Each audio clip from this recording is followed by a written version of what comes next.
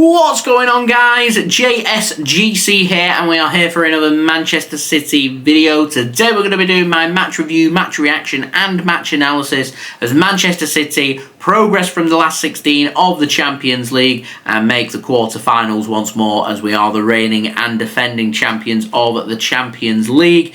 So before I do crack on with this video, make sure, like always, if you are enjoying the content, then do subscribe to my channel. It is free to subscribe. Now less than 50 subscribers away from my aim of 34,000 subs, so any help towards that would be much appreciated. Also, don't forget social media links. They're in the description if you want to go and follow me on my Twitter, Instagram and TikTok. Email also in the description too if you want to hit me up for any sponsorships for any videos or any general business inquiries. Don't forget as well to leave a thumbs up. 100 likes is the aim. Do let me know your thoughts as well in the comments below. Finally, I want to say a big thank you to today's video sponsor, SofaScore. Highly rated app. It's a free app to download. Link is in the description. Anybody that does download the SofaScore app does help to support the future content created here on my channel, so please do use my link. SofaScore will keep you up to date with all the latest scores from around the ground, including all the scores happening with Manchester City in the Premier League, throughout England, throughout Europe, throughout the world, as well as keeping you guys up to date with all the other scores from all the other sports that you love to watch as well, all in one place. It's a brilliant app to check out, so please do go and do so, and do use my link. As I said, it is free to download. So, I'm going to crack on with this video. Manchester City won 3-1 at Parken 3 weeks ago. That set things up very nicely here, that Manchester City were pretty much 90-95% certain to go through to the quarterfinals of the Champions League, but we still had a job to do. So Pep chose not to rotate against Luton Town in the FA Cup and chose this game instead to do rotation, seeing some first team players for Manchester City on the bench. So these players all ready and fresh, had a week off, not had to worry about any travel or anything, all good to go for Anfield, including the likes of Nathan Ake, Kyle Walker, John Stones, Phil Foden, Kevin De Bruyne, Bernardo Silva as well. So that's a big thumbs up from me. And we also saw a fair bit of rest today. We saw Rodri start. He came off at half time. We saw a fair amount of rest for Ruben Dias as well. And Erling Haaland even got 3 minutes off as well. So yeah, we've had plenty of rest, and I feel like the team lineup's kind of starting to select itself. And I'm almost certain about 9, maybe even 10 of the starting 11 at Anfield, judging off what I've seen from Manchester City, not only in this game but previous games, and which players have had rest. I think the only big question mark is what Man City choose to do on that left-hand side now, with Jack Grealish and Jeremy Doku both seemingly looking like they're injured and out of that game at Anfield.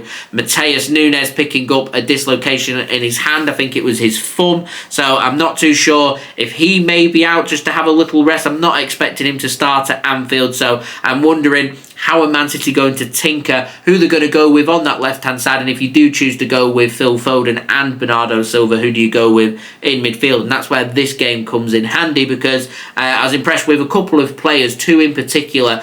Kovacic, he just looks like a midfield maestro to me. He dictates the pace of the game. He works the ball so elegantly. His passing so smooth.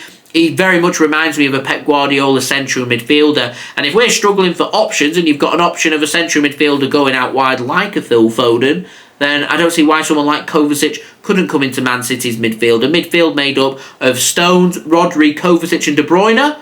That's a double thumbs up. That's a solid midfield as far as I'm concerned. I was impressed with him in this game against Copenhagen, and I think one player, again, that's done himself no harm in potentially starting at Anfield is Manuel Akanji, scoring the opening goal from this game. A good assist from Julian Alvarez to set things up very nicely after 5 minutes, and scoring the opening goal and just taking the tie away from FC Copenhagen. Any doubt that we had of Man City maybe not going through was sorted after 5 minutes. Always nice to score a nice early goal. Means that Akanji defensively looked very good as well in this game, that he potentially could be an option. So now we have a little bit of a headache. Do you go with Walker? Do you go with Akanji? Ruben Dias hasn't really had a rest. Do you want to put Akanji through the middle?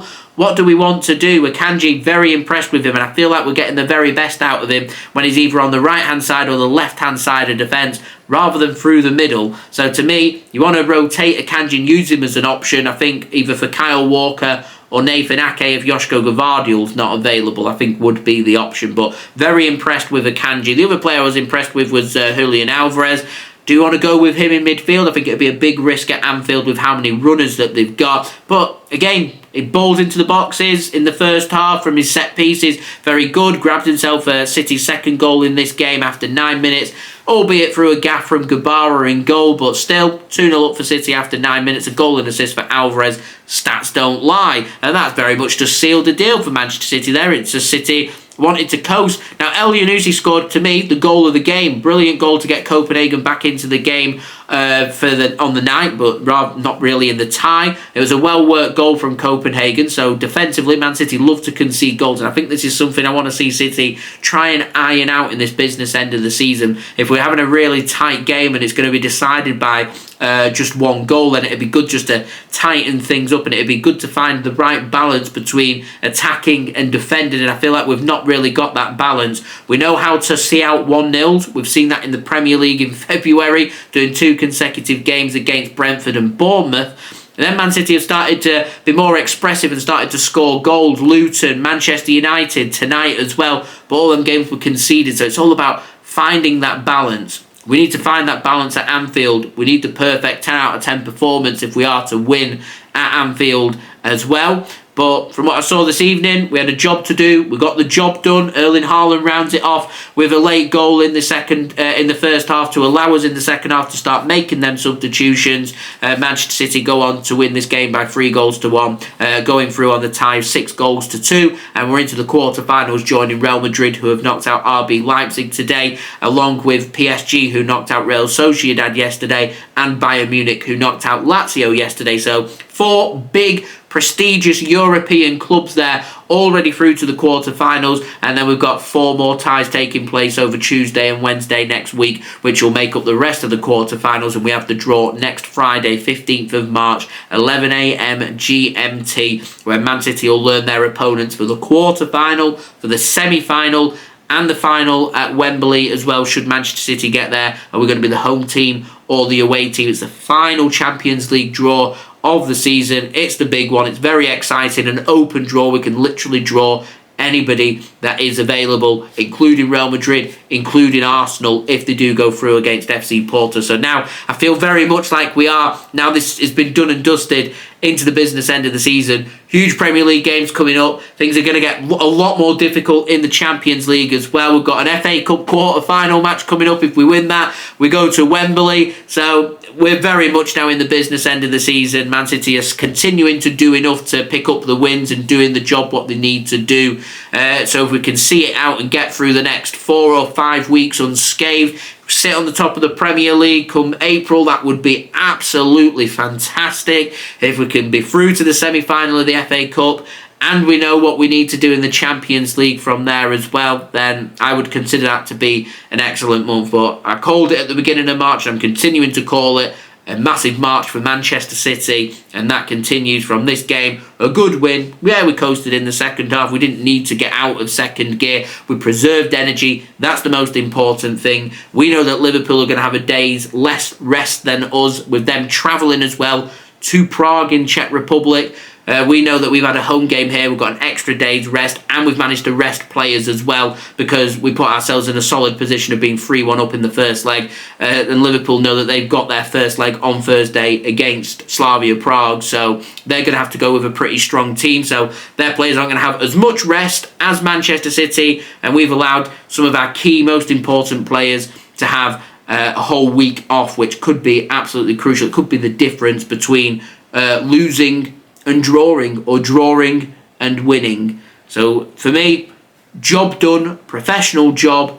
I am very happy. Man City into the quarterfinals of the Champions League, and now we can look towards that huge Premier League clash between Liverpool and Manchester City on Sunday. It is a title decider, as far as I'm concerned. So there we go. They have been my thoughts. Do let me know your thoughts in the comments below. Also, don't forget as well to leave a thumbs up. 100 likes is the aim. Do subscribe if you're new around here. Press that red button, press the bell, and put your push notifications on it. It's free to subscribe. Also, don't forget social media links. They're in the description if you want to go and follow me on my Twitter, Instagram, and TikTok.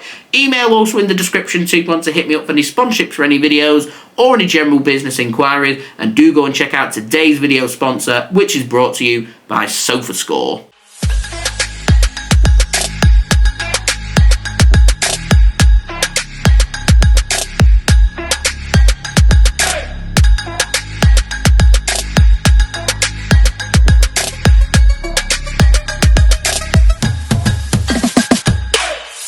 Thank you very much to SofaScore for sponsoring this video. Do go and check them out. Highly rated, free app to download. Please use the link in my description as that does help to support the future content created here on my channel. And I'll see you all again real soon for the next football and Manchester City video. So I've been JSGC. Thank you everyone for watching. I hope everyone is safe and well. Manchester City into the quarterfinals of the Champions League once more. Can we go back to back? Wow. Peace. Ciao for now.